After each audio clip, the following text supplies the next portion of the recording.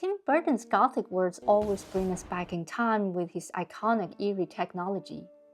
And in the recent Netflix show, Wednesday, he ups his game with the rare 1930s typewriter. It's now selling for thousands.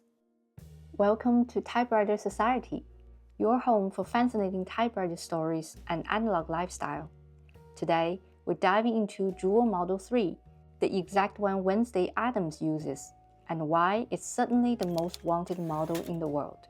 With its glossy black iron body and glass keys, the Juwel Model 3 isn't flashy at first glance, but its elegance and charm grow on you. It is a simple portable machine, a perfect fit for Tim Burton's moody universe.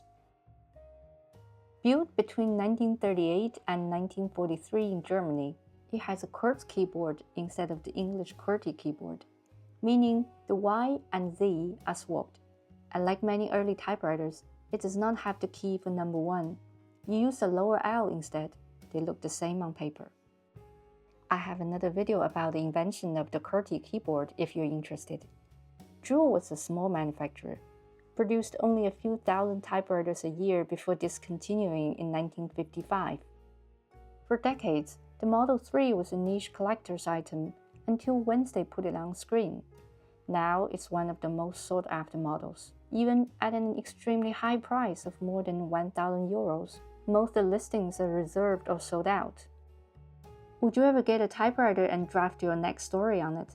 After all, Wednesday risked her lives to save hers. Drop your dream typewriter model in the comments.